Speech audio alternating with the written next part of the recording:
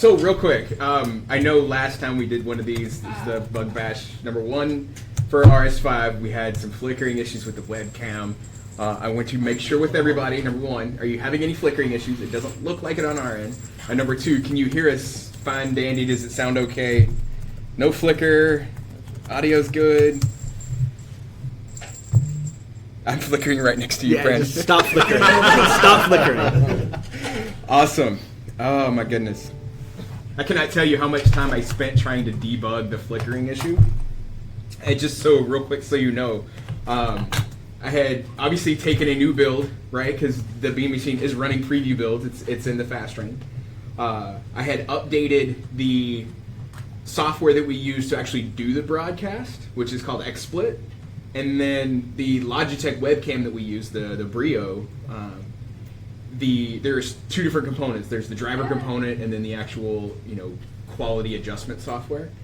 The quality adjustment software had taken an update, but it didn't update the driver for the webcam, and that should have come in with, at the same time. That part didn't happen.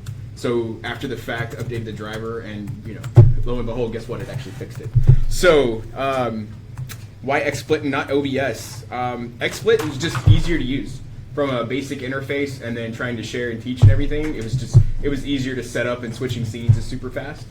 We originally tried OBS back in the day. Also tried XSplit, preferred XSplit, so that's what we're running. But should have been using a Microsoft LifeCam. The very first webcast we used a Kinect. The second one we used a LifeCam, which I was gonna say, I have a LifeCam headset. Yeah. Real life chat, one of those. Yeah, I still actually have the LifeCam webcam. It's in my office. It's in a box. Hey, morning. Hey. So we're live, just so you know. Awesome. So anyway, that's that. Glad that all of that is fixed. Shouldn't have any issues there. If I will tell you, you have to sit from here back, and you will be in cam. If you sit forward, nobody will be able to see. So you can come hang out with Randall. It's those glasses. I don't blame you for.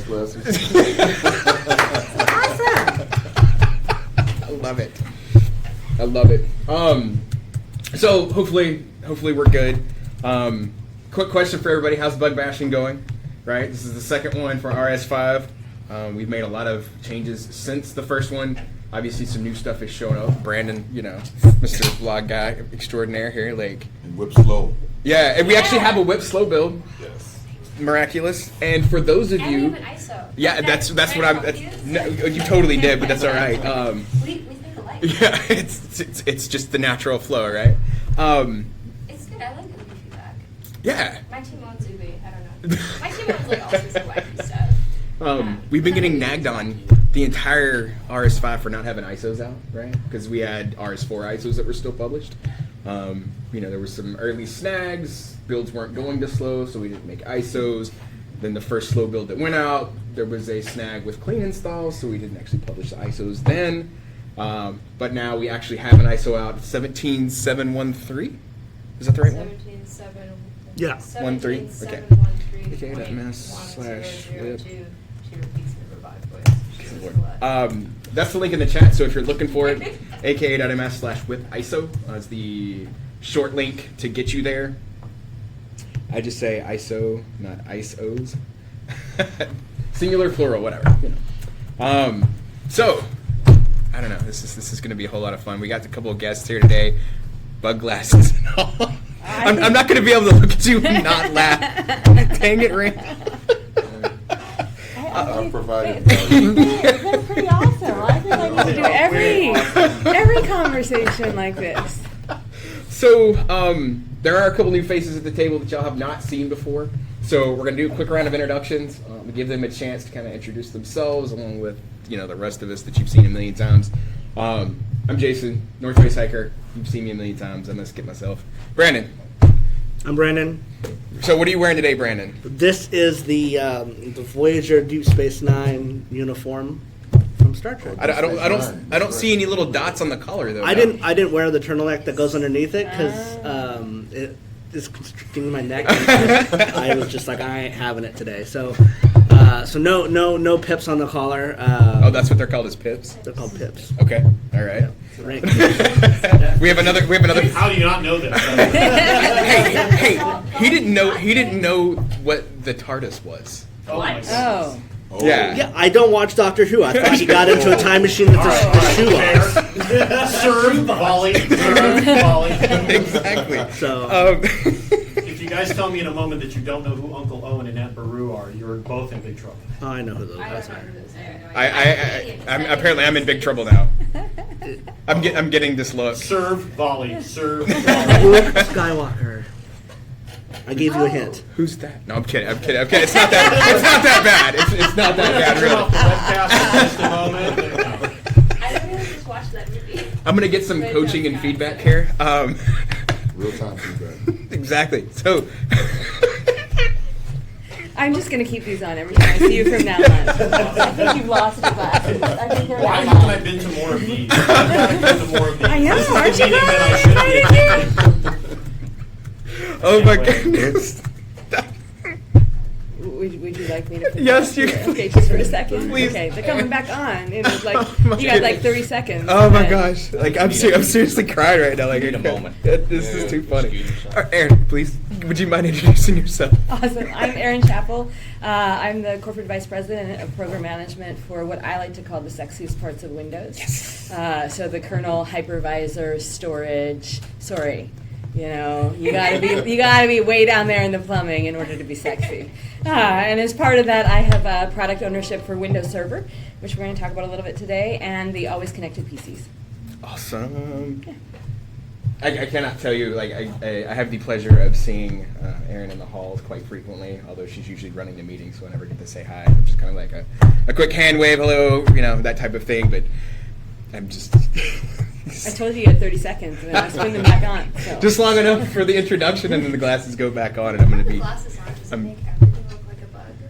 Yeah, what does it actually look like through the It's glasses? sort of like, you know. Do you get to see all the little hexagons in the room? I feel like I at least Million need to little like, eyes. you know, here, can we do this? Oh yeah, put it on the camera. Yeah. There we go. Oh yeah. Oh, yeah, totally. Yeah, we're living Wow. in it now. Glasses. Bug Isn't it vision. cool? That is vision, hilarious. that's That's right. awesome. Life through the eyes of a bug. We're doing some real bug bashing now. That's amazing. Randall, the bringer of the bug glasses. I had to do it, man. Man, no, I'm glad you did. Randall B here, Bug Bash leader for this release. Mhm. Happy that we're on our second Bug Bash. We've got builds out to Web Slow. We've made some great progress in the product itself since Yep. the last Bug Bash, and there are way more participants this time. So awesome. Beautiful. That always makes me happy. Like I love it when insiders get together and start cracking on stuff and then giving us all the feedback, and I don't know. It's a good feeling to know all the hard work we're putting in is actually benefiting those out in the real world. Sharing is caring. That is true. Apparently, sharing bug glasses is also caring. The Karen group in here. Nikki. Hi guys, Nikki, community champs. For the Bug Bash specifically, all the quests that you guys are completing is done by my team. So thank you, and I think more importantly lately, based on Twitter, I'm the badge extraordinaire for Bug Bash badges and your ship badges and all that good stuff. So what's up? Where are they? Well, let's see, 500,000 people got them. I'm trying to figure out the stragglers of the few of why they did not hit. So it's being everything's being investigated. The June bug bashes are going out this week. I just got confirmation last night. So be on the lookout for that. William. William Hartman. Maybe you've seen me around on either the Answers Forum or on the Twitter handle. If you see like a little caret WH, that's me. I'm going around just trying to help everybody out as much as possible. Got problems or whatever. So I'll probably continue to be doing that. You'll see me more and more as I spend more time helping out. Awesome. I can do it. Yeah, just no, go for it. So I am Jen Gentleman. I work on the shell team. My team owns most of what you see when interacting with the core Windows OS, including Start, Cortana, Taskbar, virtual desktops, touch keyboard, the Japanese IMEs, other language IMUs. I don't know why I specified Japanese. We like own all the IMUs. We own settings, we own personalization, we own theming, we own File Explorer, we own sets, we own task view, we own timeline, we own virtual desktops. I could keep listing, but that I exceeded my Twitter profile list of items. I was about to say, did you sit there and like study this list last night? Because there's no way I could remember all that. Yes. I have been a community champ for more than 3 years now. I look at my whole job is looking at everyone's feedback and analyzing it, understanding it, investigating it, making stuff happen based off of it, and telling you what we did because of it. And I am weirdly versed in all the names people use to refer to our stuff. There's what we call it internally, and then what everybody else calls it. There's also some like strange translations that you kind of get used to, like in some, I forget which language it is now because it's all automatically translated, but like Cortana sometimes shows up in our feedback as Natalie. Okay. And taskbar you'll see as like bottom panel in some languages. So Interesting. Cortana is known as Natalie. I think it's just translation, right? Like I wish it was called Brandon. I'm not saying it's called Cortana in that language. I'm saying when it's translated. Yeah, when it back. translates Yes. across. That's interesting. Yeah. So anyway. All right. Very cool. I'm Jeff Woolsey. I'm a principal program manager in Windows Server. Oh my God. Well, let's not It's, spill any drinks I was here. about to say it's. My surface laptop. I've never seen anybody get that excited at an introduction, but apparently there was something going on behind the We're screen. about to lose soda over here. No, I was struck by our comment, customer feedback, user feedback, absolutely, that's a big part of this and what I focus on.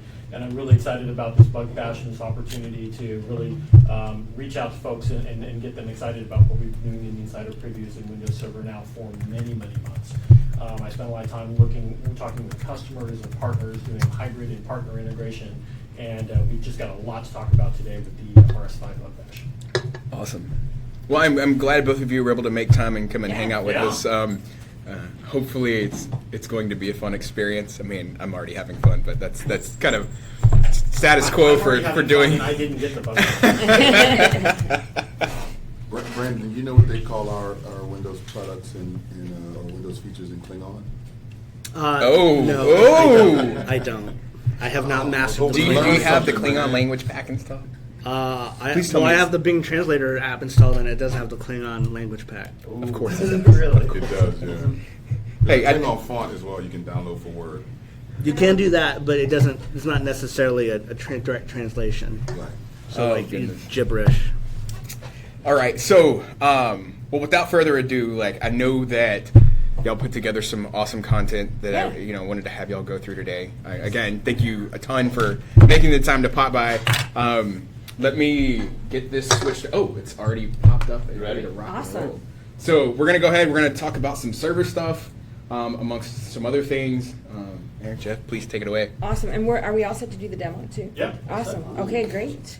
So one of the things that has been really exciting over the last 12, 18 months has been the integration of Windows Server into the Insider program. And oftentimes people think about Server as this huge monolithic release that, comes every several years, but we've been really embracing this new semi-annual channel cadence and focusing our semi-annual channel efforts are a lot around containers and this new app modernization that we see many organizations embracing as a way to bring their, kind of already written .NET applications forward into more of a cloud-first world.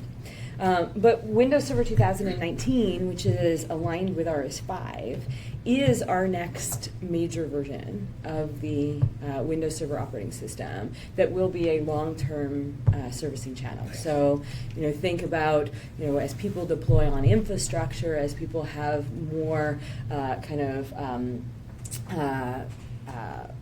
traditional apps that they want to deploy, that they really require this long-term stable release. And for our customers, this is kind of the traditional, Windows Server as you know it. This is kind of how we've been doing business for the last 15, 20 years. This is a major release with 5 years of mainstream support and 5 years of extended support. So like 2016 or 2012 R2 or 2012, this is the next big long-term servicing channel release.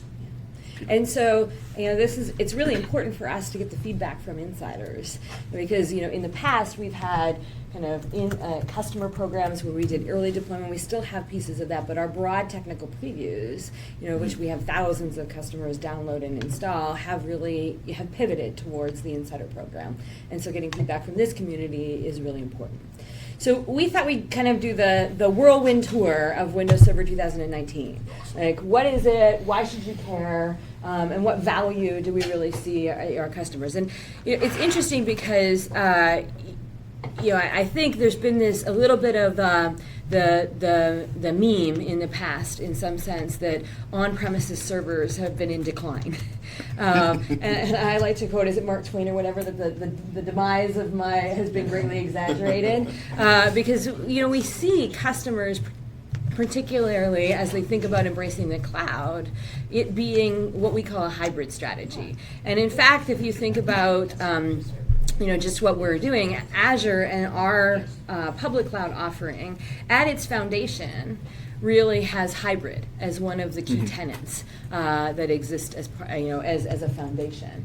And Windows Server is a core component of that. Not only does Azure run on top of Windows Server, and do we host Windows Server in addition to Linux VMs and containers within the Azure public cloud, but we also extend Azure on premises through the Microsoft Azure Stack, which brings those Azure services on premises into customers' operating environments, should they not be able to take a dependency on the public cloud. And then we have Windows Server, right? And the Windows Server, Windows Software Defined program that provides the foundation of the on-premises infrastructure. So if I can ask you a question real quick. I know it's probably specific to each individual business, but from like a categorical type perspective, like hierarchical, like I'm searching for a word, not coming to it, like business types. Do you see some types of businesses trying to stick with the on-premise versus different category of businesses that are jumping to like the hybrid or that type of model? Yeah, did you see my slides ahead of time? Because I'm missing. I thought I had another slide there, which was the slide that talked about what customers are saying about hybrid. And the interesting thing is that we see, I don't know what the percentage is off the top of my head, but over 70% of customers who expect to be in a hybrid configuration. It's like 81%. 81% of customers expecting to be in a hybrid configuration as their final end state. Wow. And that's across all business types.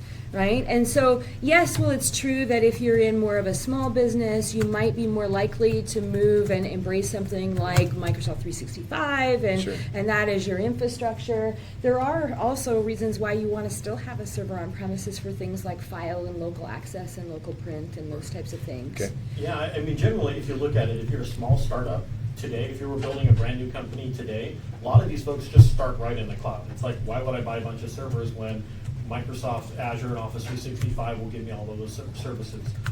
Then you have like traditional large enterprises that already have IT teams, massive investments in coding and processing and infrastructure, and they're looking at, I'm absolutely going to build new workloads and take advantage of the cloud, but there's a bunch of things that I have already that I'm not even sure going to make that transition. So it's kind of we look at it as really a continuum.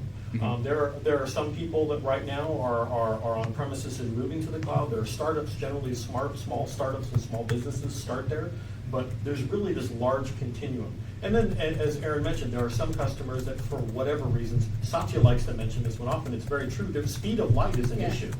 Latency is an issue. So for customers running certain very latency-specific workloads, they need to continue to run those on premises, or if they are in remote locations around the world where network connectivity isn't there, like a cruise ship, like a submarine, or literally parts around the world. I was actually just looking at an internet connectivity around the U.S. Yeah. And there are parts of the heartland of the United States where network connectivity isn't as good as it needs to be, and so people are like, I need on-prem. My grandma still uses dial-up.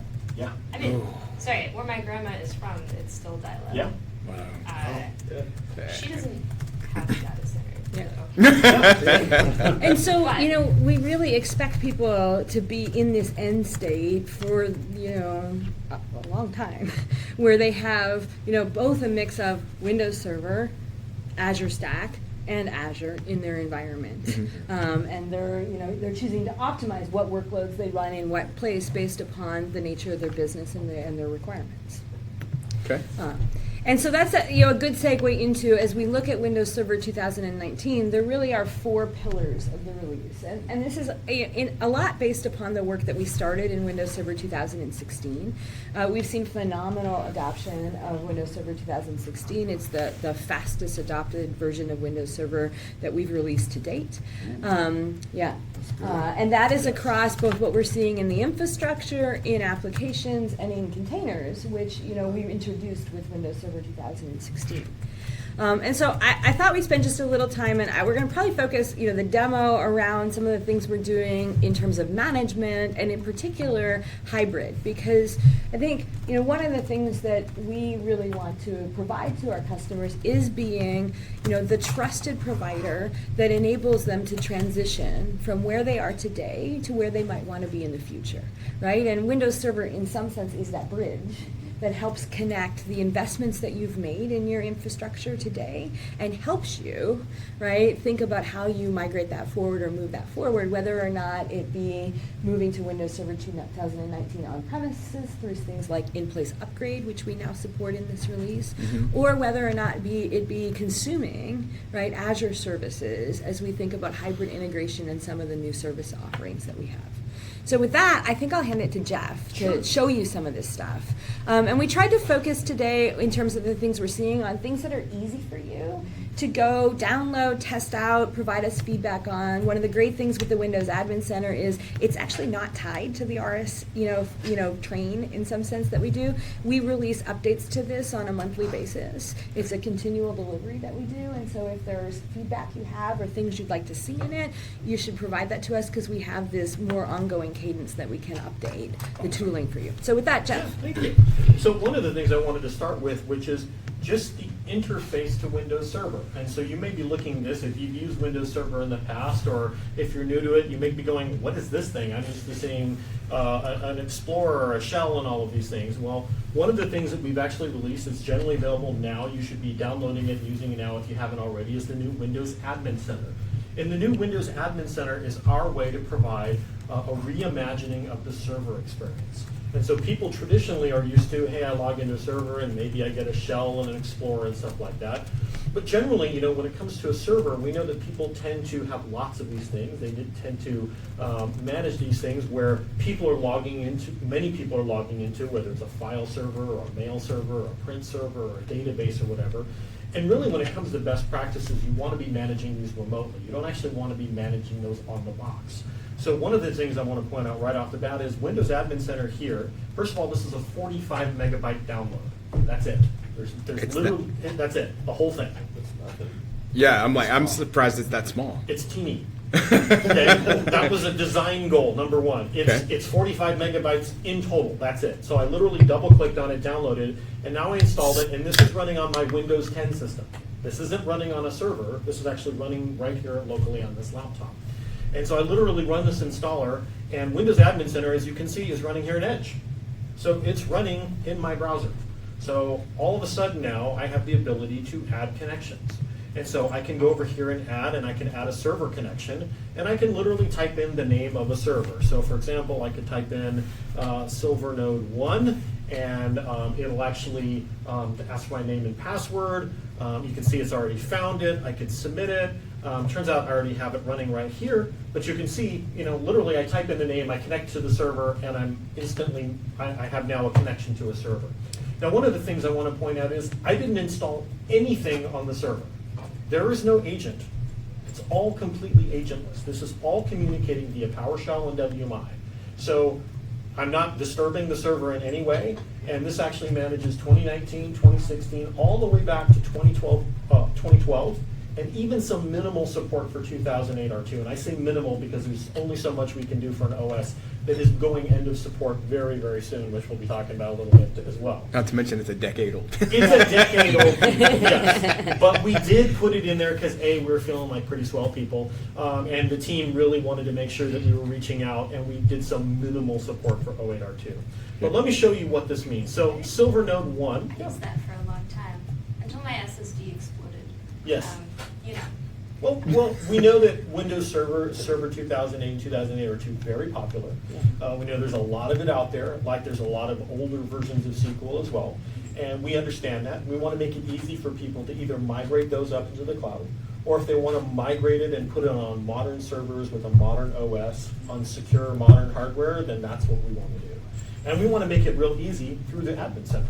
So for example, that server I just connected to, let's click on the right one, Silver Node 1, you can see here, it's actually communicating with this server. Again, everything is running here locally on this Windows 10 machine. There's nothing special about it, it's just running Windows 10.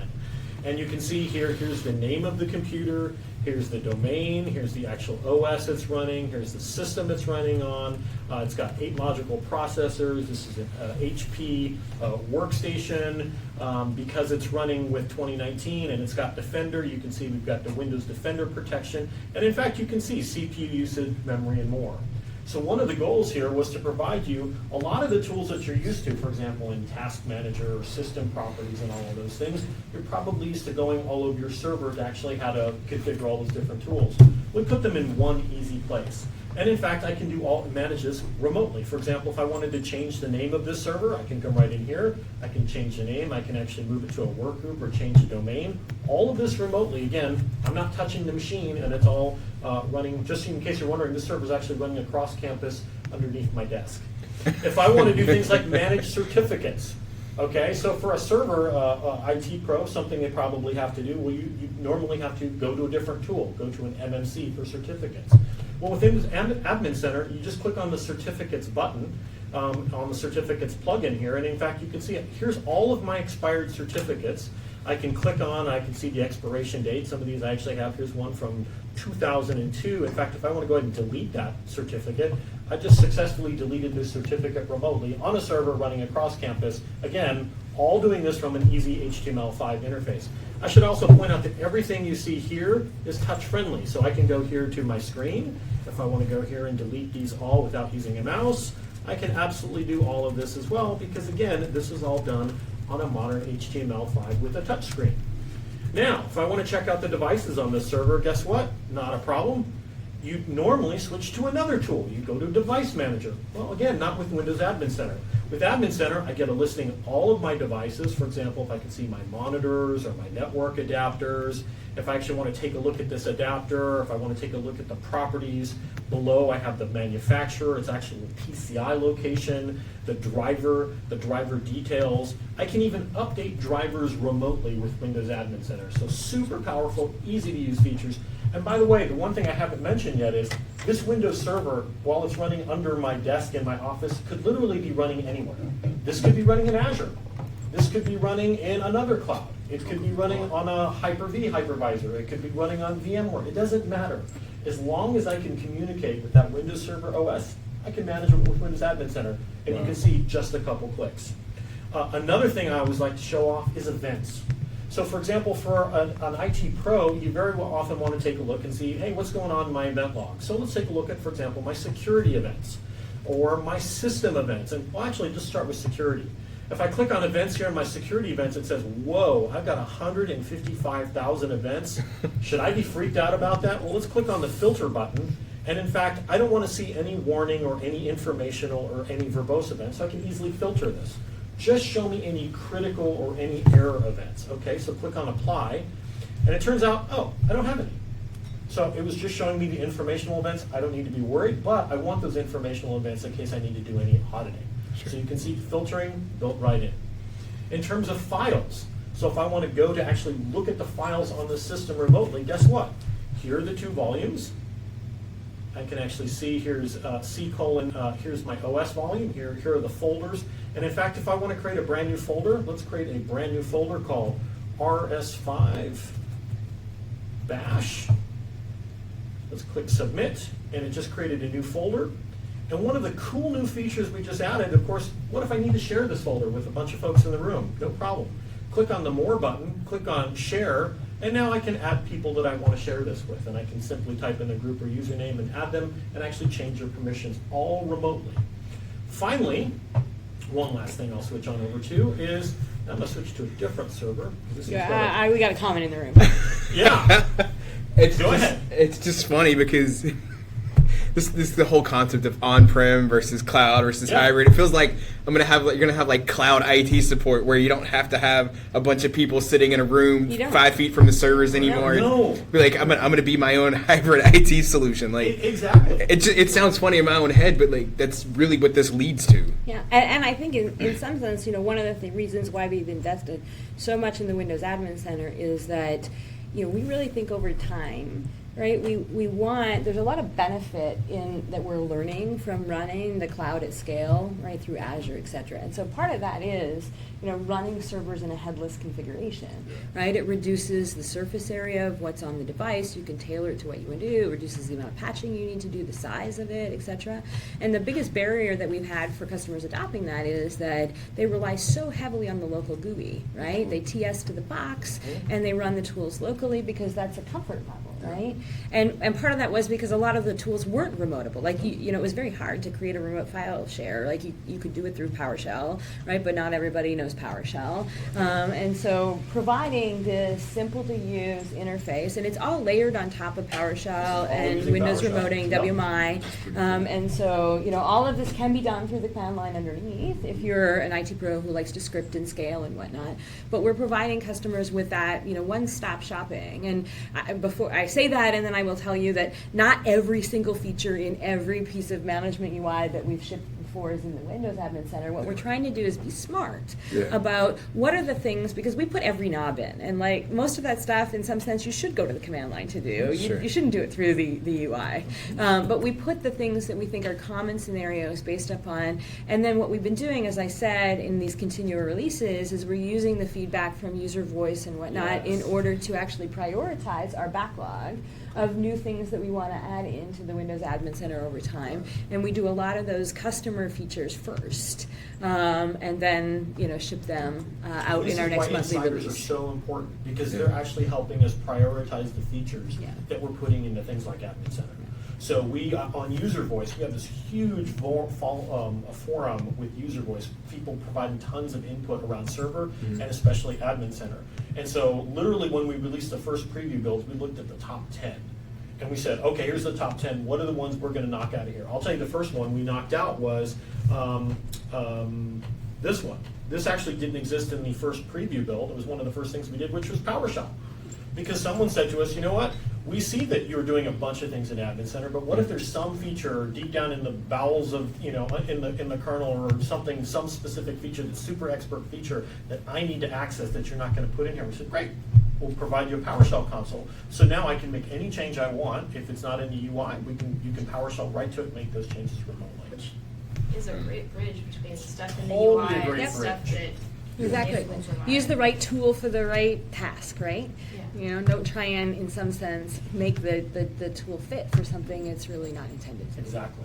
And one other thing, since Aaron alluded to it, I'm going to now show you my big little secret here. So I'm managing these servers remotely, and I mentioned to you that these are all running, and I'm doing all of the management here. Well, what is actually running on the server? So let me show you. I got to type in my password here.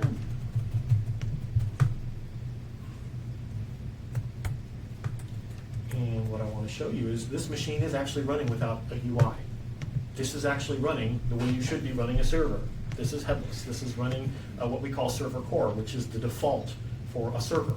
And so even though this is running headless, guess what? All the ease of use is there, creating folders, files, shares, configuring, adding features, virtual machines, all of these things. If I want to update machines, all of these things are here and available through with me through Admin Center. In fact, you can see there's the server running server core And again, I'm doing all of this work managed remotely.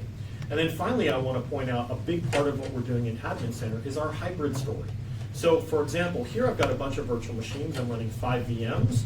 If I click on my inventory here, you can see I've got a number of them running currently. Well, wouldn't it be great if I could actually, provide a DR solution? Well, you'll notice right here, we've got the ability to hook you up to Azure Site Recovery right here.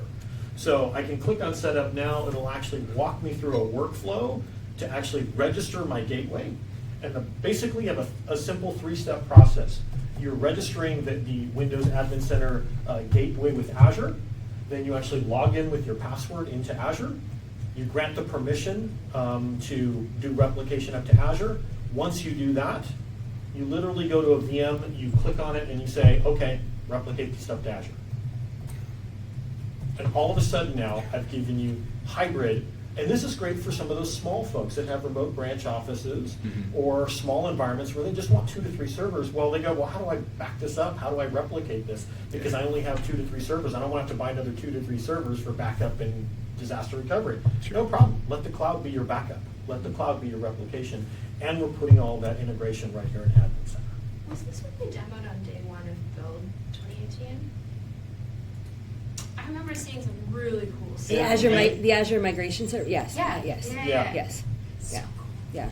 The other thing I'll say about server core is that I think that we've been talking for years, it seems like, about server core being the recommended configuration of Windows Server, and quite frankly we were probably a little bit premature. Somebody will bring back Gopher.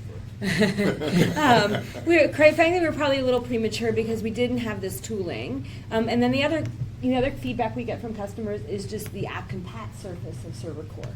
And so we've done a lot of work in this release as well on the kind of construction of server core and creating a feature on demand pack that enables you to bring in sort of a more app compat shim in some way, Sure. concept that as we're testing the set of applications we're porting over to server core, we're putting things into that feature on demand pack so that we can make sure that it's easy to do that transition. And that's been really important for things like containers, right? Because containers don't run the full GUI within the container image, right? The first step to do your lift and shift of applications and modernize them is to have them run in server core.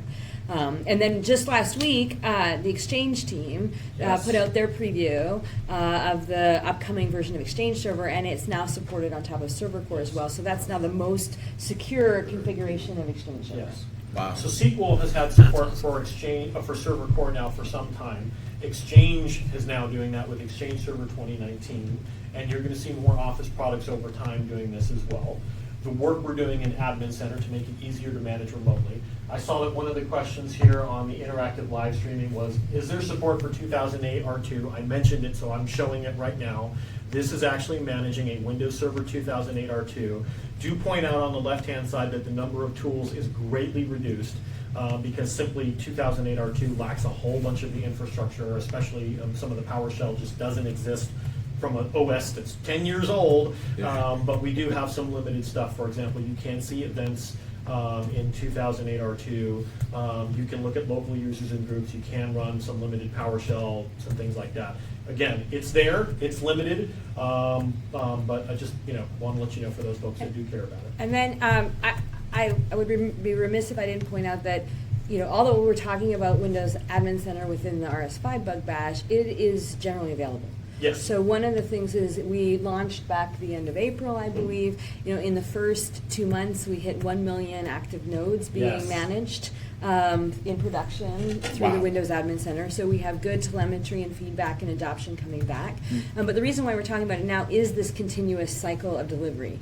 And the reason why we also made it generally available ahead of Windows Server 2019 is there is an extensibility model for the Windows Admin Center. So many of our partners from the hardware through to ISV and solutions are looking at doing integration into the Admin Center, and we wanted to make sure that we gave them enough time to get their solutions in time before we launch Windows Server 2019 later this year.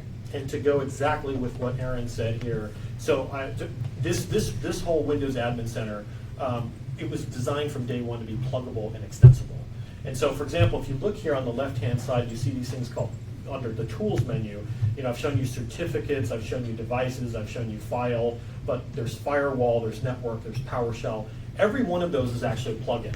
And so I've been working very closely with the admin center team, and because this is written in JavaScript, they are actually delivering these very quickly. Very common for me to literally walk 2 or 3 doors down, sit down with an engineer and say, hey, you've done 90% of this, I need this button here, and explain to them why. And like literally 3 hours later, oh, here's the button you're looking for, here's the new plugin, what do you think? And it's like amazing how quickly it gets done. And in fact, just one simple example, as Aaron mentioned, one of the things we're doing is we want to make sure that we're modernizing it. So we're not taking like every feature from all of the tools from 10 years ago and dropping them in here. Because a lot of times there are features, that made sense 10 years ago that don't necessarily make sense today. At the same time, we're also putting in new features into Windows Admin Center that don't exist in any other management tool like an MMC. For example, if you want to create a new virtual machine, I quickly go over here to New. I'm going to give it a name. I'm going to call it RS5 Bug Bash. And if you'll notice, I can select my virtual processors. I can say this one's got 4 virtual processors, and I can enable nested virtualization with a click. There's actually no way to do this in the Hyper-V MMC today. You actually do this in PowerShell. So now you have an easy way, simply a checkbox. If I want to assign memory, hey, I'll give it 4 gigs of memory. If I want to enable dynamic memory, I can do that. I can hook up my network adapters, I can hook up my storage, and literally click on the Create button, and it's creating the virtual machine now, and now I can install an operating system. Again, this machine is running without a UI, and I'm doing all of this remotely. So I can now go to this machine, I can start it up, I can connect to it, I can and install an OS. So it's very, very powerful. In terms of the pluggability, here's one example. I don't have a data on machine connected right now, but data on is actually one of our hyper-converged partners. So Data On has already built a plugin for Windows Admin Center, and you can see here just how cool it looks. They've got graphics for their servers, they've got shows storage, it shows networking, it shows how their disks are configured, and all sorts of other things. If you go up here into the settings menu, you'll notice the other extensions. Our partners over at Fujitsu have written some great plugins for their servers. So if you connect to a Fujitsu server and go to the Fujitsu plugin, it'll show you where the DIMMs are located. It'll show you the fan speed. It'll show you temperature on the processors. It'll show you, it is really, really cool. It gives you all this hardware innovation right into their RAID controllers, into their storage. It's really, really cool. So this is just a sneak peek because we got a whole bunch of partners now that are plugging in to Windows Admin Center because it's this pluggable, extensible model. And it's not just hardware. We actually have software guys doing it. There's a company called Squared Up that plugs into our System Center suite. And System Center Operations Manager, this allows them to actually do integration with System Center and Windows Admin Center, which actually takes us to a common question, which is, hey, how do Windows Admin Center and System Center actually play? Is one taking over the other? And the short answer is absolutely not. Admin Center and System Center actually complement each other. Admin Center does things that no other tool does. Allows you to configure roles and features and eventing and instances like that. Where System Center is designed for things like bare metal deployment. It's designed for scaling at mass. You need rack scale. You want to manage applications and do operations management and ticketing and more things like that. Mm-hmm. So they actually complement each other nicely. And of course, Admin Center complements Azure. Because of course, Admin Center, I can use this to manage servers if they're running in Azure, if they're running in Azure Stack, if they're running anywhere, as long as I can access the server. Question.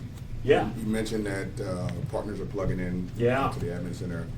Are we providing data to the server manufacturers to help them understand performance of their different models, so they can say, Dell can say, maybe this model is running a little hotter than this model based upon real live usage of data?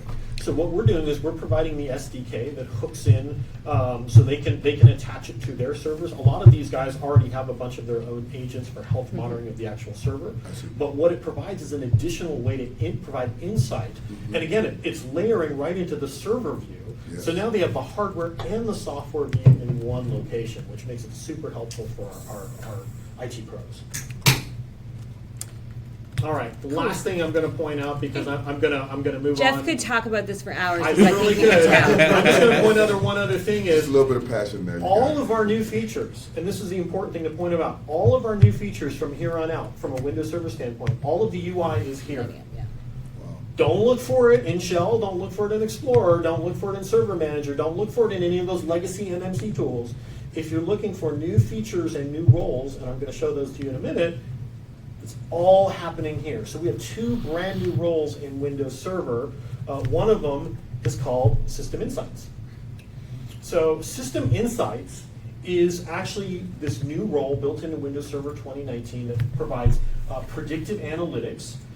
It allows us to analyze system data, ETW events, eventins, and then actually take this, and instead of being reactive, it actually can be proactive. For example, it can look at your storage consumption. It can look at it on a volume basis. It can look at it as an overall server basis. So for example, hey, you know what, volume D is getting low. What does that look like? Well, let me show you what actually that looks like from a volume consumption forecast, for example. So here is the System Insights, and again, in Windows Admin Center, and you can see I've got a number of volumes. I've got volume A, B, C, and D. And we can look at total storage, I can look at my volume consumption, I can look at my CPU capacity, and I can look at my network capacity. And what we do is we actually monitor these events over time so that we can provide predictive analytics. So for example, I can provide a forecast. I'm looking at volume B here. You can see that, based on how volume B is getting used, we expect that you're going to run out of capacity in about 3 days. And so now all of a sudden, your server is actually helping you before the fire alarm goes off, before the whoops moment happens, before the trouble ticket happens, and all of a sudden you can be the hero as opposed to being the firefighter who has to go and put out the fire, saying, no, we have a problem coming up, and how do we solve this?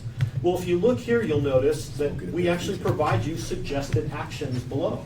So if you look below, you can see that, in a few days you're gonna exceed capacity. And if you look at the bottom, we give you actual suggestions. Number one, if you have the ability, you can extend the volume. So very likely if you're running servers. Sorry. No, it is. Yeah, it is really good. So Magic. I don't run servers. I don't get to see this. Yeah, exactly. And I get that feedback often. I don't run servers, but all of a sudden I want to. I'm like, well, cool. Just do it in Azure, or you can do it on-prem either. But either way, Admin Center's got you covered, and Insights now has it got you covered. So the first thing you can do is we give you, like I said, we give you a number of ways that you can help solve this problem solve this issue before it becomes a problem. The first thing you could do is you could extend the volume. Okay, you could say, hey, you know what? If this is on a file server or a SAN or something, I could extend it. So just make it a larger volume. The next thing you could do is, if you don't have that option, you could use Azure File Sync. So with Azure File Sync, it'll actually tier your files right up to Azure. So it'll look at your cold storage, move your cold storage up there, leave the hot storage running on premises where it's being accessed. So it's still local, it's still fast. But that stuff that hasn't been touched in a long time, it just moves it up to Azure, keeps it up there, and if you need it, it'll bring it back on premises. But if not, you're just moving it up to cold storage, and you have virtually bottomless storage. So just out of curiosity, is that a setting that the individual business or enterprise can put in place, or is there some sort of basic recommendation that we make for the determination between whether a file is hot versus cold? Azure File Sync is real simple. So basically all you do is you say, I've got a file server. Let's say this file server has 10 terabytes. Mm-hmm. You basically say, of this 10 terabytes, always make sure that 25% of it is free. And so basically it'll look by the date, it'll look like the last time it was accessed, and it will move it up just based on, oh, this thing wasn't used in the last 2 years, guess what? Mm-hmm. We're gonna move that off. So the least used data gets moved up. And so you just provided a simple metric, which is, hey, this has got 10 terabytes, make it 75% free, or keep 50% free. You get to decide that, okay, and it just automatically does it for you. So it starts scaling. So one more question, and I apologize if this is a curveball from left field. Data dedupe. Yes. How does that connect into this? Oh, it's like he's my straight man. We already did a whole thing on It was last December. We had Will on, talked about, dedupe and whatnot. Yes, but this is a new feature in Windows Server 2019 that I want people testing. Yes. Okay, so in 2019. We did not rehearse this, I promise. No, we did not rehearse this. I told you, my straight man. Sure. So we've had deduplication in Windows Server for many years. However, it only worked with NTFS. Okay. REFS, the resilient file system, is the new, generally the new standard file system we use for all of our hyperconverged infrastructure and for our file servers. However, this one feature did not work with REFS, so a bunch of people said, no, I got to stick with NTFS. Well, in 2019, you get REFS and you get dedupe. So now you get it all working together, and so Azure File Sync is all aware of this and does all this intelligently. Okay. Oh yeah, this is all so wicked cool. I can't even begin to. We could stay here for the next 2 days, and we will just scratch the surface of 2019. But Aaron's a really busy person. Yeah. Jeff, So- you need to put the Bug Bash glasses on for that one, man. So the last, and so I gave you extended volume, Azure File Sync, and then of course disk cleanup if by any chance disk cleanup finds any temp files. So, well, the important thing is we're giving you the insight, we're telling you how to solve it, we're giving you the buttons to solve it, we're pretty much putting all the pieces in place for you to do it. And so the other thing is we have this new storage migration service. So now you've gone through the insights, and you've actually figured out, you know what, I'm actually running I'm running a low on storage, my file server is running, and in fact, maybe I've got an old file server. So what people want to be able to do is, how do I take old data from old file servers and move them to new file server? And generally, file servers are funny things. File servers are like web servers and bunny rabbits and databases. They're constantly growing, they're constantly reproducing. Everybody thinks they only have a couple file servers until they actually take a look and realize they have dozens, if not hundreds of file servers. And so people go, well, how do I take that old data and modernize it, put it on a modern server, and run it on a new modern, fast piece of new modern server that's secure with Flash? And how about I tier it up to Azure, or maybe I just want to move it directly up to Azure. We're going to give you all the solutions across the continuum. And so the storage migration service is exactly that. It allows you to migrate from Windows Server on-premises to a modern secure hardware and OS. You can also migrate to Windows Server with Azure File Sync, and then continue to use the file server as a hot sync on premises, giving you bottomless storage. And then, of course, you can also get encrypted backup in Azure. So not only do you back it up in Azure, but of course it's completely encrypted, so it's totally secure and safe there. And of course you're using our incredibly low-cost storage up there instead of using tape on premises or using whatever backup method people are using today, which they're generally unhappy with. Mm-hmm. Moved up to the cloud, Azure will just take care of this for you, and it's all encrypted. And of course, you could also migrate to an Azure IaaS VM. So if you just wanted to set up a file server and you wanted to migrate up there for whatever reason, you can do that as well. And this is all the new to 2019. So let me quickly walk you through this, and I'm going to do a quick demo for you to show you what the storage migration service is. Okay. Because this is something we definitely want people kicking the tires here on the Bug Bash. Again, this is a brand new role. This is brand new to 2019. And the way this works is in 3 phases.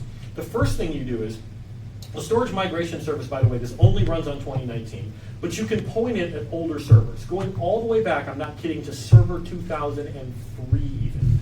So it will help you find those ancient servers going all the way back to 2003. It does an inventory on them. So it interrogates the storage, the networking, the SMB share settings, and all of the data you need to migrate. Then, what it does is, you have to understand that if you have an old file server, one of the challenges with moving it to a new file server is, what was this thing called? Maybe it was just called FS01, and it was created 10 years ago.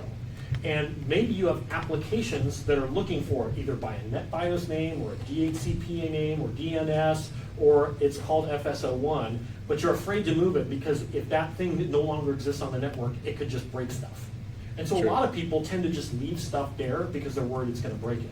The storage migration service inventories gets all of that identifier information, IP address, NetBIOS name, DHCP, DNS, all of these things. And then when it transfers it and migrates it to the new server, it actually takes all of that information with it. So it looks like your old server looks just like your new server looks just like your old server, maintaining all of that information, except it's on a modern server with Flash. It's probably 10, 15, 20 times faster. And we make sure that all of the data gets migrated. So there's an inventory processing, there's a transfer process, and then there's finally, after you validate all of these things, there's an actual cutover. And the cutover is where literally the new server comes online, the old servers, you turn it off, You're not deleting anything, but you're literally running everything on the new server, and allows you to test it. And none of this is destructive to the old server. The old server is still there. So you can fire up the new server, you cut over to the new server, you bring this online, and it looks exactly like the old one. Is there some audit thing that lets you kind of see? Yes, it is an audit, there's a validation process. In fact, let me stop talking, let me show you what this looks like. So here is the storage migration process in action, and spoiler alert, yes, it's using the Windows Admin Center, because as I mentioned before, all new features are in Windows Admin Center. This is where I'm going to feign some surprise. Oh yeah. So this is the new storage migration service, and I'm going to walk you through this. So I'm going to create a new job, and I'm going to provide it a name, my name Jeff. And now we're going to go through the process of typing in my creds and my password, and I'm going to look at my the source, so my old server. I'm going to add a device. The name of this server is FSO1. I'm going to add a second device, another file server, FSO2, and I'm going to scan both of these devices. And so it's actually found their names. It's actually found their fully qualified domain names. You can see that how much exactly the size of the file, how many files went, that it actually succeeded. It gives you all of the network adapters names. So it gives you the name of the network, gives you the IP address, the IPv4, IPv6, IP subnets, the fault gateways, everything you need to know about this source information, it finds it. The configuration, the network adapters, the shares, the volumes, everything. And it makes sure that it maintains everything, including all of the ACLs, all of that information is part of that. So the first thing we do is we get the inventory. The next thing we do is we can see all of the shares, you can see all of the volumes, and now I'm going to type in the destination. So the destination device is going to be a new name. We're going to call it Storage Migration Service 2019. And in fact, here you can see we're going to map the volumes. So these were the source volumes, C, D, and E, and now I'm mapping it to this new server, SM 2019, and guess what? I'm mapping them to the same destination volumes, C, D, and E. And you can see the amount of volumes, amount of storage available, the amount of storage required. So you can see, oh, we're all covered. You can see below all of the source, all of the shares. If I wanted, I could say, you know what, I don't need that last share called the sales share, don't include it. I could deselect that if I wanted. But I want it all. So at this point, I have literally, I have everything selected. And so now let's click on the next thing. Pardon me while I ignore this. And now let's go on to volumes. And now I'm going to type in my, so again, this is my destination information, the transfer information. I'm going to scan the device. And again, I'm calling this the storage migration service. Again, this is the volume mapping, so I'm mapping all of the volumes. Again, I just want to double check and make sure everybody sees this. And so now I'm going to click on next. And now I go through the process of doing the transfer. And I could even do checksums if I want to make sure everything, you know, to actually verify a checksum on each file. And now I'm going to validate this. So I'm going to go through a validation process where it literally goes and checks to make sure, yep, the destination exists, the file names, I have enough storage, the file systems match, everything is ready to go.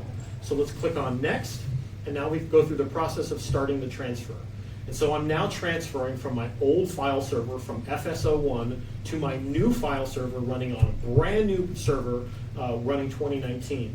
Now, at the end of the day, your boss is going to go, are you sure you got everything? Did you really? I see that, you know, everything succeeded, but how do you know? How do you prove to your boss that you actually got everything? Well, you click on the transfer log, and it actually opens up a file in Excel, and so you can see every single file with its attributes, and you can prove to your boss that every single file was transferred.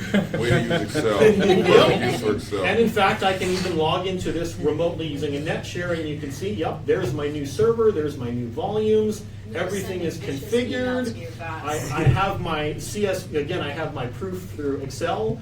And so now that I've gone through the transfer, now we're going to go through the final phase, which is cutover.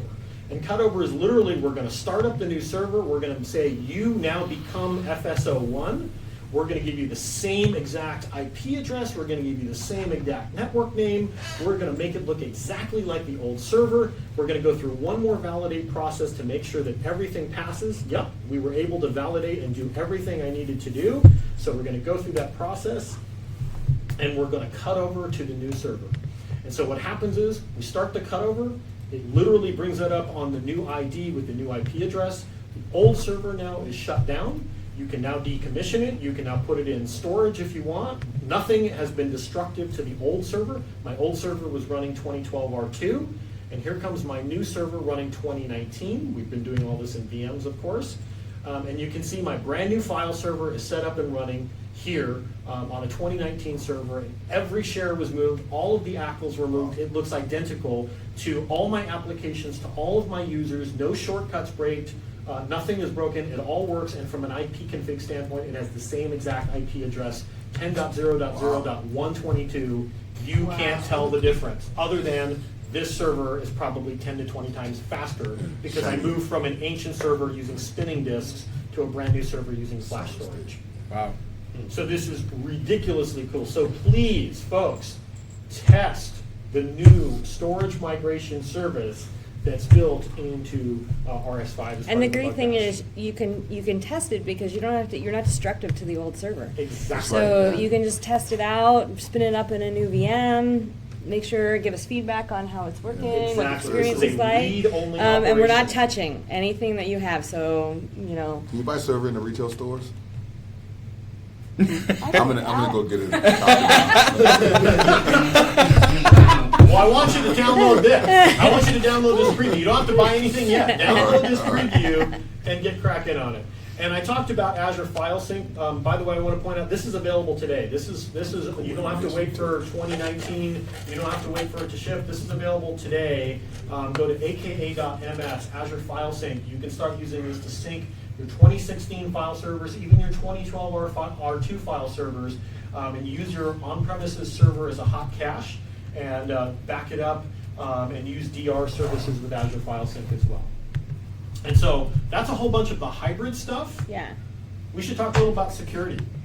I think, just to kind of step back a little bit, I think we focused today on really doing a deep dive in things that you can test out that require, kind of little effort for the return on investment of doing the testing. There is a ton of work if you think about the pillars we have around security, around app modernization, around infrastructure modernization. In the security world of things, we now support advanced threat protection on Windows Server 2019. So that, yeah. So that is a great one to go and take a look at. We are doing a ton of work in containers, and just containers are it's interesting because containers get a lot of buzz in writing new applications. Right. And how do I write microservice architected new applications that are cloud ready? But one of the things we found is that customers have hundreds, if not thousands, of existing applications within their environment, legacy applications, that they may not even have the source code to in some sense, right? And it's running in a corner and they don't want to touch it but we really want those customers to get off of probably Windows 2000 and Server 2008 that they're running on. And so a great way to help bring them forward is around modernizing using containers and doing a lift and shift and taking that application and putting it in a container. And we started that journey on Windows Server 2016. There's a ton more that we have coming. One of those areas is, through the semi-annual channel releases, we now support Linux containers on Windows. And in the security front, we're also then taking the work we do around security and that we've done in terms of shielding the shielding Linux VMs. Linux VMs as a way to extend what we're doing across the platform from a security point of view. So a ton of stuff in the security area to go check out as well. Yeah, and one thing to point out is 2016, we introduced Windows Defender in the server for the first time. Right. And that was received so well that actually when it was time for 2019, people were knocking at the door going, would you put ATP in there too? And so that was part of, what drove all the great work that's been going on with the advanced threat protection and the cloud protection that Azure does for client. Mm-hmm. It made sense to bring that into 2019, so we did that with advanced threat protection. And the security work, we just continue. It's ongoing. As Aaron mentioned, the work we're doing around shielded VMs, we started in 2016, and that was only for Windows Server VMs. Now we have the ability to do it for Linux VMs as well, because we had a bunch of customers going, oh my gosh, this shielded Linux VMs, there is nothing like it in the world. This allows me to actually create a virtual machine that's essentially a black box. this VM, I can say it only runs on this server or this rack of servers. Sure. So even if the bad guy gets it, even if Edward Snowden walks into your data center with a USB key and copies it on there and takes it out and tries to run it on his laptop, it doesn't work. Yeah. Because it literally only runs on That's this pretty specific awesome. set of hardware because it's a shielded VM. And so we had a lot of important That's under customers the dump telling us, truck. oh my gosh, we need this for Linux too. And so that's what we did. It's in 2019 we have Linux.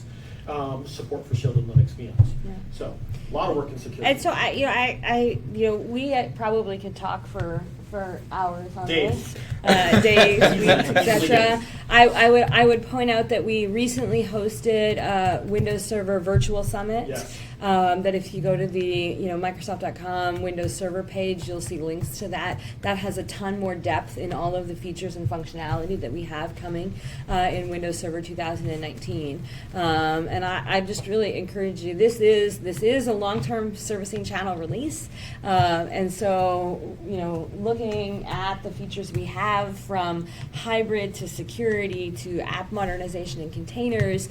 Some of the infrastructure features are a little harder to test because they require kind of specific hardware to do our software-defined solutions, and so those are a little hard to just spin up on in a bug bash and Sure. do. Sure. But the last area too, I would say, is that even though we have this push around Windows Admin Center as well as Server Core, we do know that a lot of customers will continue to run server with the full desktop, and so that's another great area to bug bash because as these new features, we're doing a lot of work to make sure that Windows client features that shouldn't show up on a server don't show up on a server in the server desktop build, but functionality that you expect would work on a desktop, making sure that works on top of your server as well is another great area that you can help us out.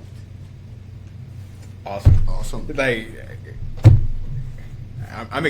I'm stuttering here because like this has been fascinating, right? Like I spend so much time focused on typical Windows PC Core OS, and so like getting to see some of this behind the scenes server stuff, like I've learned things today that I had no clue about, which is fascinating to me. I'm excited because I mean, many years ago I used to manage servers. Yeah. I managed Exchange servers Yeah. for our customers, so it's pretty cool A to lot hear. has changed. Yeah. Well, I mean, I remember having the debate between my boss about Linux email servers versus Exchange. And when you're talking about a headless Exchange, running on like server core, I'm like, oh, it's finally here. And But I mean, in the time that you guys were talking, I actually launched I've 2019 been watching in a you. VM. I got the Admin Center. the admin center connected, Yep. and then now I'm actually trying to get it set up to where I can get a server hosted in Azure Hyper-V I to feel like we connect. should have been doing a side-by-side. Yeah. Yeah, that was awesome. I mean, like, so and here's it- a demo, and here's Brandon. and it was flawless. Like, it's so easy to do, and that was And I amazing. think the message that I'd love you to, like, folks, in the insiders community to take away is, number one, we listen. Yes. And number two, we are really trying to, we want you to modernize and move forward. But the reason we want you to do that is we want you to be secure, first and foremost. And we want you to move into a place that sets you up for success moving forward. And so, thinking about containers again, just being on modern infrastructure with the security, that Performance helps gains you, too, right? performance gains, that helps you as you think about what your path forward is. So you might not be ready to go to the public cloud today, or you might actually have some workloads in the public cloud, but you also want to make sure that your infrastructure on premises is running on the latest from a readiness in the future. And we're there to really create things like the storage migration service, like Azure File Sync, like the site recovery, in order to help you take advantage of that hybrid and that migration process. And one other thing I also wanted to make and ask for the insiders is in-place upgrades. So this is something that we've actually had a number of folks asking about. Generally, Including in the chat window. Yes. Yeah, exactly, right Yes, here. and so, yes, will you be able to upgrade from 26 core to 2019? Well, we got you covered here. So one of the things that we've been thinking about from an in-place upgrade standpoint, we know that a lot of people are looking at, hey, I have a really ancient app, and I'd like to just, instead of, keeping that thing, why don't I just use an Azure service, or why don't I rebuild it? But there's plenty of folks that come to us and say, you know what, I've got an old app that's still important to us, and I don't have the installation media or whatever. I just have this thing that's running in a VM probably. Well, can I take it from 2012 and bring it forward? Well, we support in-place upgrades. It is N-2, so you have to be running at least 2012 R2 or 2016. But if you are running those, you can do in-place upgrades in 2019. So just wanted to please give it a shot and see how it works for you. We spent a lot of time actually looking at the scenario, some interesting corner cases we actually fixed, and we want to make sure that we've got a great solution, and we need your input, because at the end of the day, server apps, there's tens if not millions of apps out there that we can't test every single one of them. A lot of them are apps that you've built too. And so we need your help to test in-place upgrades. So please do that for us and give us your feedback. So there's obviously questions pouring in along the way. So I've captured some, at least what I think are super interesting questions. Great. Hopefully, All the questions. yeah, all of them. Hopefully they're fairly short and responsive. If there's something that you think is going to be kind of a more verbose reply, We can reply offline. correct, Okay. and I will Great. convey it Can I back ask and the first everything. question? Please do. So, does WAC support dark theme? Great question. Does Windows Admin Center support Dark Theme? We've actually gotten this one quite a bit. It Number one question. does not support it yet. The team is looking at it. We've got a long list of things we're doing, but we are figuring out how to do it. It does not support it today. This is where I needed my "It's important to us" shirt. Yes. As a software developer or solutions provider, when should I be advising between on-premise versus cloud? I would say it just seems like it's going to be very specific to the potential partner or enterprise that you're working with.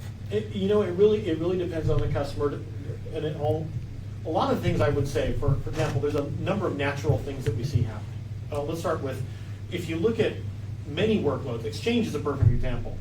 Exchange is actually a workload we're seeing a ton of people just moving that right up to Azure. Mhm. Okay, a few years ago, people would literally come into our executive briefing center, sit down, and say, "Jeff, I want you to tell me all of the cool new things that Windows Server is doing for Exchange," and that really doesn't happen anymore, because most customers are saying, "No, I'm going to move that to Office 365." And that said, there are still a class of customers that say, "Nope, it absolutely has to run on premises." I'll give you an example. I had a foreign consulate come in, and they said, "Look, we're just not doing that for government data sovereign reasons." Yeah. Or I've got an environmental law firm where they said, we're actually comfortable booting it up in Azure, but for legal reasons, we're just going to be super protective and overprotective. So we do run into cases where people say, "Okay, I'm going to continue to run Exchange on premises," and in fact, that's why we're doing Exchange 2019, because we still have people that want to do that. Then there are some workloads that are actually going into both places. SQL is a perfect example of that. I see customers are saying, "I'm absolutely going to create new SQL workloads up in Azure because I want to take advantage of machine learning and AI and cognitive services and plugging in IoT, and I want to use Azure SQL and Cosmos and all of that good stuff." And then there are some cases where someone goes, "I actually have a database running on premises here, and latency is an issue. It has to be running next to my manufacturing equipment." And so guess what? They're going to keep doing it on premises.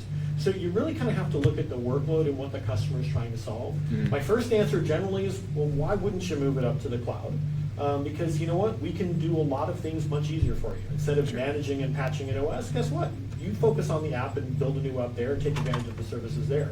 But at the same time, we know there are plenty of reasons why people need to stay on premises. Okay. And again, there are plenty of apps that people have written for the last 5, 10, 15, 20 years that are super still critical, and maybe they're just not comfortable or confident running it on the cloud. Then great, they should be running it on premises on a modern, secure OS and platform, and that's what we're giving them in Server 2019. And just one thing I want to add, I think that's where hybrid comes in and is really important. Yeah. And hybrid's at the foundation of our cloud strategy at Microsoft.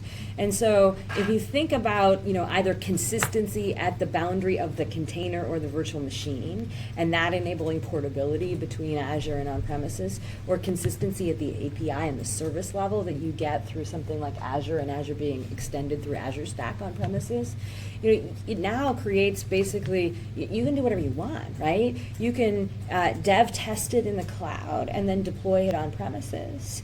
You can, start and do the deployment on premises and then burst to the cloud. You can, Azure Stack provides the consistency of the PaaS layer, like services, and so again, you can then transition between on premises and the cloud. And so it just, really, I think it is about choice and providing the customer with choice, because we know we're going to be in that state. And then it comes back to, where's your data, what's the latency, what are your regulatory compliances, those types of things. How fast are you rewriting apps, where do you want to take advantage of that will really contribute to where you make that call. And the important point is that Microsoft hybrid is built in. It's not bolt on. Yeah. For us, it's pillar number 2 of our cloud strategy, right after productivity. That's how important it is to us. Somebody asked a question about telemetry. Is there any specific telemetry behavior that is only found on server? Is there a diagnostic data viewer analog to what exists for PC? So We're built on the same telemetry Yes. infrastructure. Same system, Same system. yeah. I don't Same know the knobs, question right? about the data, the exhaust viewer, but we Yeah. should follow up on that. Okay. All right. With WAC, can I service or do administration of SQL Server Exchange, etc.? Not today. Okay. But there's no reason why, because Windows Admin Center basically uses PowerShell WMI, Exchange rich PowerShell, Yep. SQL rich PowerShell. There's no reason why they couldn't if they wanted to build in their own SQL plugin. They couldn't. Okay. Or an Exchange plugin as well. Can you run WAC from a server and allow all admins within the org to access the server list you add Yes. via web browser? So there's a couple different ways to install Admin Center. I've showed it to you running literally just here on my laptop, but a common way within a large organization is to set up a jump box. So you set up one single server, running Admin Center in what we call gateway mode, and then everybody in the room could actually just ping here and you could manage your servers. What's nice is, because it's all browser-based, it means you could walk in with a Windows on ARM device, with a Surface, with basically we support Edge and Chrome, so you can now walk in with pretty much any device and talk to your jump box and yes, manage your servers. And if you want to make that jump box highly available and set it up on a small 2-node cluster, it's also a failover, it can failover as well. So yes, that's available already today. And that's, the hardware on that jump box is minimal as well? Oh, yeah, it's teeny, that's I what mean, it's, thought. yeah, Yep. teeny tiny. Somebody posted up a question about Windows Admin Center. So one of the questions had gotten answered about extensions. So the follow-up was, do we have samples or how-to documents posted Yes. publicly Yes. on Yes. how-to? So it's just a link that I can get from Yes. from one of you and Just post it up. do a search for Windows Admin Center SDK. Okay. You'll download it. It's in preview right now. Okay. It's got sample code. It's got that. One thing I did mention, I should have also put in here, is in Admin Center, if you go up into the upper right-hand corner, there's a little PowerShell button. If you click on the PowerShell button, it shows the raw PowerShell that the Admin Center is using that's behind every button. So if you want to know, hey, you click on that button, what is it? You can actually click on the PowerShell button and copy it and paste it in your own script. Can you show that? That's awesome. That's just too cool, isn't it? Yes, so here I am in the overview page. Notice up here in the right-hand corner, there's a new feature called PowerShell Show Scripts. This was one of the top requested features that we had, and we added this. So for example, if you'd like to see the Get Anti-Malware Software status, here is literally the PowerShell that the team is using to actually call that you can copy and paste into your own scripts. And you can, if you want to take a look at all of the PowerShell, for example, disk summary or processor summary, here's all the behind the guts that you can copy and paste into your own scripts. And again, this is all designed so that everybody knows all on PowerShell WMI, and you can easily build your own. That prompted a funny question. Is WAC open source? It is not open source. It is not open source today. Thoughts? Thinking about it? Don't know. Got to figure out what it is. But these folks can see most of what's transpiring Yes, behind sure. the scenes, Yes. so it's almost like it's hybrid.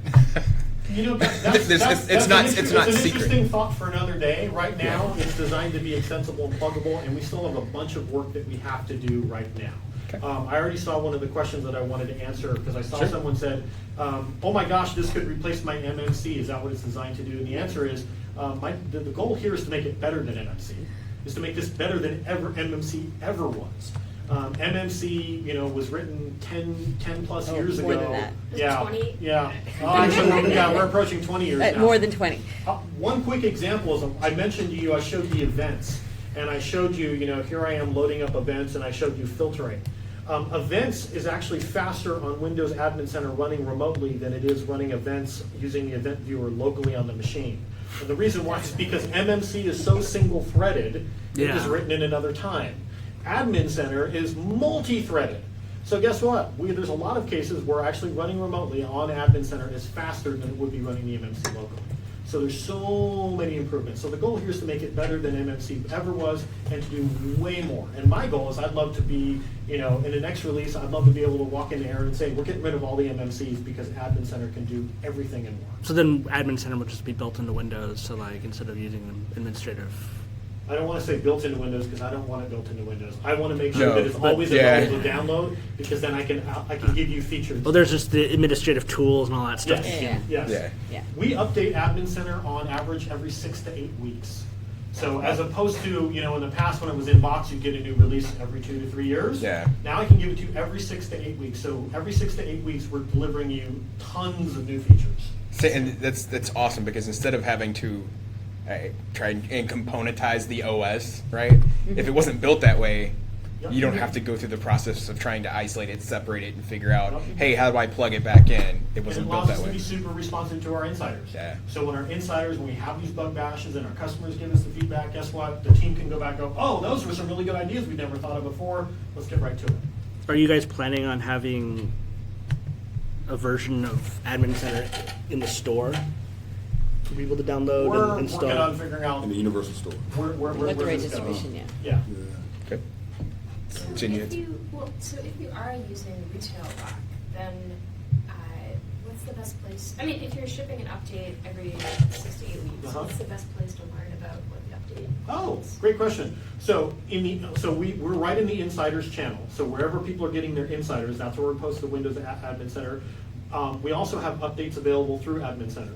So when a new release is GA'd, you'll see a little button that says update. You click on it, it'll download it, and right there in WAC. We publish blogs for Admin Center updates just like we do for the But servers. Insider, but I meant retail. For insiders, we have it covered. I Yeah. don't know. That's what I asked. It's Like, I documented. know- It's documented just like server. I mean, it's part on the docs location. Okay. Yeah, and it's a fully supported product. Just be clear here. This is part of your Windows Server license. There's no cost. There's no cost to this. It's just part of your Windows Server license. Yep. So 2 more quick questions. We're starting to run down on Yeah. time, and there's still something I wanted to ask you about. Yeah, okay. So I'm going to flap these last 2 in. Can Insight generate alerts in SCOM? Scum. I believe that you can set up alert and SCOM based upon the things we log through System Right. Insights. So I believe that's Scum is pretty possible. flexible. I don't know off the top of my head. That's a great question. I'd have to go chat with. We the can take a PM. follow-up. It's totally Yeah, I fine. don't know. I'd have to go chat with the PM. Okay. By the way, I should mention that System Insights is a platform. So while we include a bunch of insights in the box, Mhm. people can create their own. They can add their own. I didn't have time. Sure. Again, next. Because there was a question earlier, I think in the thread around, does it use ML or AI? It's using ML. Yeah, it actually in order uses to do that, simplified yeah. ML, and people can. There's options to create their own predictive Yeah. analytics in there, Awesome. and more will come. And then one more. What holes do I have to poke in my firewalls for Windows Admin Center to work? Isn't just like I one, think one it's. port? I think it's the generalized question Yeah. is related like to the 'Cause when I- security of There's it. no special. It's just all we're doing is using remote PowerShell and Yeah.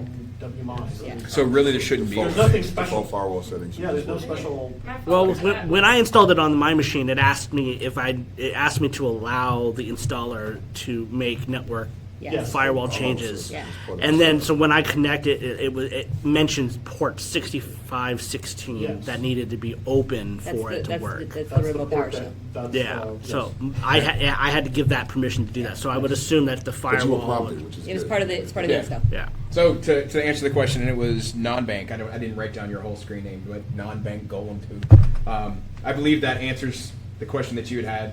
So, you know, it's going to at least prompt you rather than it being something you're guessing at, hoping you get it right.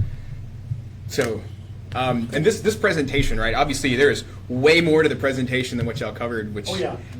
Is this something that I could potentially Yeah. snag from y'all and share? Go to the 'Cause- virtual, no, go to the virtual Just go summit. to the virtual summit. Go to the virtual So it's summit. just Let's- on the server page. Let's we'll give you the link to the Send me to virtual where- summit because there's a full day. Perfect. It's a Oh, that's full very cool. day They can watch the deep keynote, they can on watch, yeah. 2019. I Yeah. told you we had 2 days of content. We covered a bunch of it in a day. Okay. Still more. Yeah. But, yes, virtual summit. And All right. The server bug bash quests, are they up yet? Yeah, we did that day one. Yeah, I was trying to remember which Yep. day it was. Okay. But yeah, if you go to the feedback hub, you'll find server-based quests for you to try out. Correct. Please do. All right. So, a couple minutes left. This is a personal area of interest, right? Yes. The whole always on, always connected, always on the go. I mean, you can tag, however much you want to say about this. I'm not trying to get you in trouble by asking you to say anything, but like, it's not saying anything you shouldn't be saying, right? But like, Where's he going here? is there anything you can say? Like, just as on the topic broadly, just because it's something I'm interested in, and I know that like with some of the rumors that are swirling around and prototypes and things that are being discussed broadly on open forum, like there's just questions that are, So I'm not trying to break you into jail. So let's kind of step back because I was trying to. The interesting thing about what we're doing with always connected PCs, and particularly our work bringing Windows onto Qualcomm-based PCs, is that in the end, the work we're doing with Qualcomm and bringing Windows onto ARM-based PCs, it's just a PC. Yeah. And so, like, there's no, in some sense, special features. And so when I was like, hey, I want to come in and I want to like have you bug bash and test like the latest RS5 builds on your ARM-based device, there's nothing special. Just Use it as a normal use it as a PC. normal use it as a normal PC. Except being blown away by the battery life. Yeah, well, Jeff is like one of my biggest fans. I've been begging and pleading the ARM team. I finally wore them down. They gave me one, and they're never going to get it back. I went on holiday for a week. I used it every single day. It's I plugged amazing. it in. We were on vacation with some friends and family for a week in the middle of nowhere, Oregon. No Wi-Fi. Okay, I have the Yeah. LTE card. I'm using the LTE card, getting my email, browsing the web, plugging it in to the TV so I could stream YouTube videos we were all watching. I use it, email, Word, use it for an entire week. I plugged it in one time. Yeah. Yeah, So- it's amazing. So I have one that's- I think it's important for us to say, look, we really believe that the future of PCs are PCs that have connectivity. Yeah. And so the work we're doing around always connected PCs across all of our silicon vendors, right? Because always connected PC is a type of PC, a category of PCs that has built-in LTE. Right, and seamlessly switches between LTE and Wi-Fi and allows you to manage the data consumption and whatnot like you would with a mobile phone experience. Number two, they have amazing battery life, and today, for something to be considered an always connected PC, it has to be 13 or more hours of battery life. Now, a lot of the things that we're seeing have much higher than that, and over time, you could expect us to kind of increase that because we want to drive the ecosystem in that direction. It's just Windows. It runs all the Windows apps that you know and love, all the features, Cortana, inking, Hello, etc. And they're thin and light designs, right? Because the whole thing is that if you're unshackled from Wi-Fi, you're unshackled from a power cord. You don't want this big clunker that's like sitting in your. I love it because this is my random. Like I can actually buy smaller purses now because I carry my I can't always carry my machine in my purse.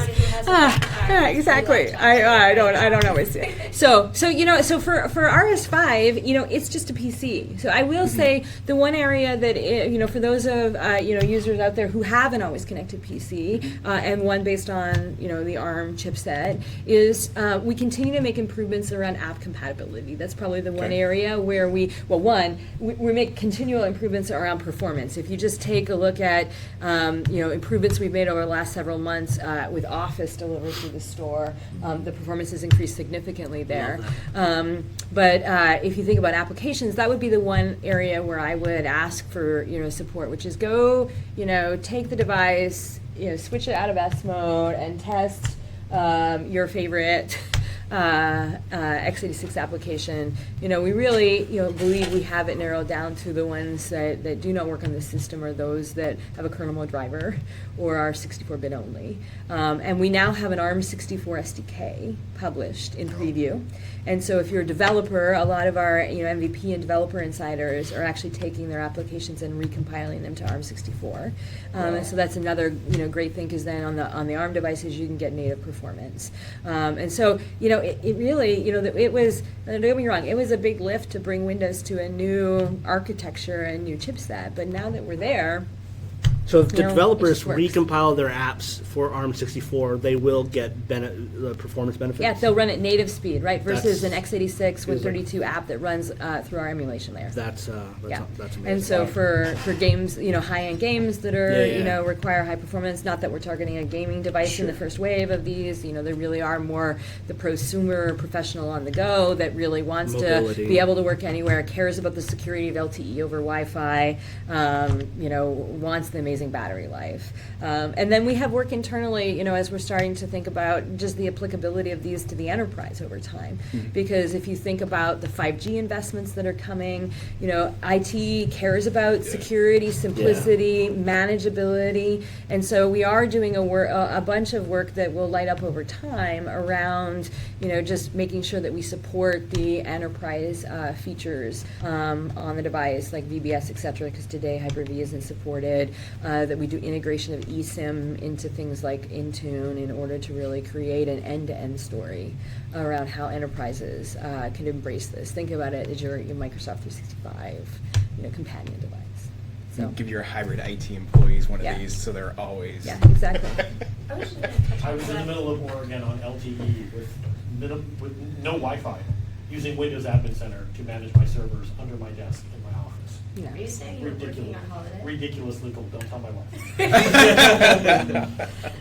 I was just going to say, on the topic of performance issues, Yeah. we actually, in the feedback hub, have some really, really great logging for anyone who has performance issues. Yeah. So we will look into it if you just say, this is slow, that's slow, generally things are slow, but if you can get us a trace of what's happening. Yeah, the recreate that my makes it problem button. so Yeah. much Yeah. easier to investigate, because I know it's kind of like a meme where you say, well, it works on my PC, but really, like, sometimes it does depend on your PC's configuration. Yeah. And so having that little trace of whatever the problem is Yeah. helps so much in terms of getting it to the right place faster. So the interesting thing is that over time, in some sense, it becomes less interesting because it is just a PC. Okay. Maybe I'm just super excited about it because, well, I don't have one yet and I really want one. So. it's my own personal thing shining through here. It's just something I find fascinating, like where how far it's progressed and for the amount of time that we've been working on it to how far it's already come. Yeah. Like it's one of the things I love about this company, right? Yeah. It seems like some things we move super slow, other things we move super fast, but we're always innovating no matter what area of the product we're working on. We can't tell you everything we're working on. No, nor would I ask, but we could talk after we're off camera. I know we're a little over time, but I gotta say, like, I really appreciate y'all stopping in, and making the time today. Great. No. Like, Thank you, this has insiders. been- Yes, thank you. I posted some links in the chat along the way. What I will do is I will go back and compile the links because the server links were in there. I sent the link to the server ISOs for those of you who either aren't participating in that side of the Insider program and would like to. But I'll compile a ton of links. I will share them on Twitter. I will come post them in the answers forum. We'll link to the summit information. I think somebody posted the link in chat Great. already. But I will do a quick compilation so that it's all in one place for those of you who would like it. And of course, share his feedback. you know, both on server and on PC. Like, you know, That's it. Bug Bash runs through the end of the day on Sunday. Sunday. On the end of the day on Sunday. Okay. And Pacific Daylight Yes. Savings Time. So if you're someone like me who likes to Bug Bash to the very last second, You get an extra hour. you have until 11:59 Oh my Sunday goodness. PDT. Awesome. Well, so I guess we'll wrap up here. Well, Again, thanks, Jason. you know, Thanks, guys. thanks Appreciate again it. for Thanks. attending and for, you know, the entire crew. For everybody who's been in attendance today, thank you for your time. Until next time, enjoy your bug bashing and happy Insider. Live long and prosper, Brandon.